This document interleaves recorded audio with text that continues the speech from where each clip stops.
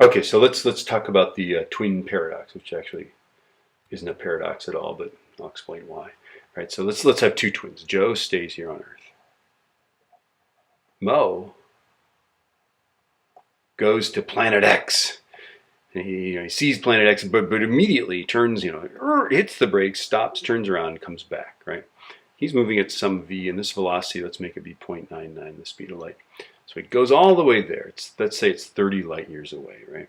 He's traveling at 0.9, the speed of light, right? And then he comes back. Now, if he was going the speed of light, of course, it would take 30 light years, 30 years to get there, and then 30 years to get back, right? But he's going 0.99 the speed of light, so the time it takes Mo to get there and back is, and from our frame of reference, right? So v is s over t. So t is just going to be s over v, right? So 30 light years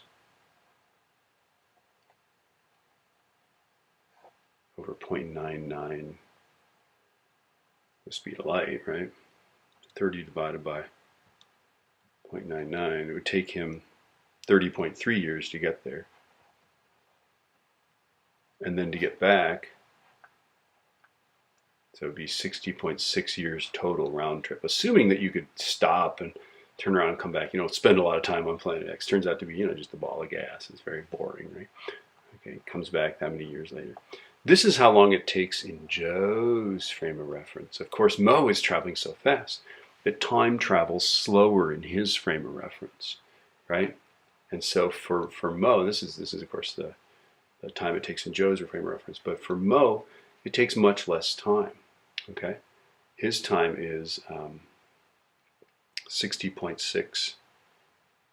Right, there's less elapsed time in his frame of reference, right? So 60.6, right, times the square root of 1 minus 0.99 squared, right? So I'm going to take that, I'm going to go times 2, and then I'm going to go times the square root of 1 minus 0.99 squared. And I get that it takes about 8.5 years. Right, that's how much time so this is time in Mo's frame of reference, right? About 8.5 years for Mo, but for Joe's frame of reference, it's 60.6 years, right? So if Mo flies back and he's there and he comes back, let's suppose they both start at age 20, right?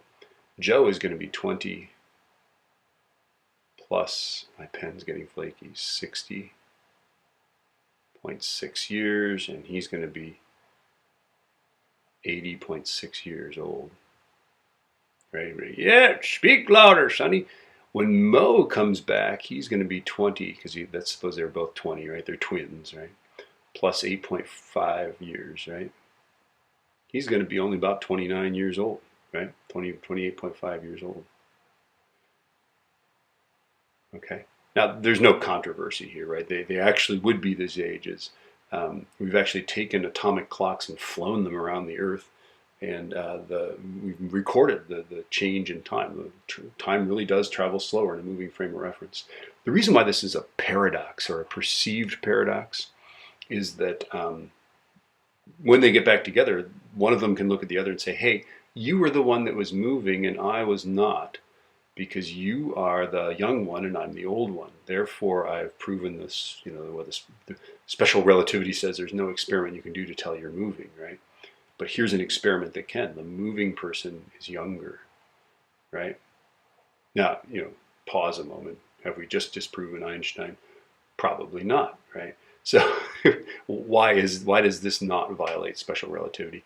If you recall, Mo could fly away. As Mo flies away from Joe, Joe looks at Mo and sees his clock running slow.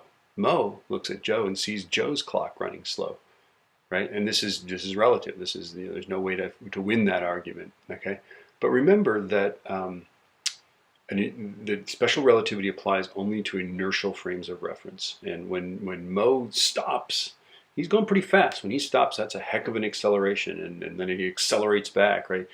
That makes his frame of reference not inertial. Therefore, special relativity doesn't apply to this, right? We would actually have to use general relativity to deal with this. And in general relativity, accelerations in gravitational fields mess with clocks. We'll work on that later. But so there it is, right? It's not a paradox, doesn't disprove special relativity. Gives a great plot line to the Planet of the Apes, you know. Anyway, there it is, right? Okay. This is, by the way, just saying, this is what they see, right? This is what we see in our frame of reference if we're sitting on Earth, is we see them travel there and back, right? But in Mo's frame of reference, of course, he sees planet X and the Earth moving by him. He's sitting still, they're moving, right? And so this distance is shrunken. If you look, the Earth and the planet X distance are shrunk. In fact, it's shrunken to the point at 0.99 C. It's shrunken to the point where it's only about, what, 4.2 light years or something like that, right? Okay, so it's something like that. This distance is really quite close, okay? And this is how you can arrive at length contraction, because that Earth planet X distance shrinks in Mo's frame of reference. Here's Mo, right? Here's Joe. Alrighty, hope I didn't blow your mind with that.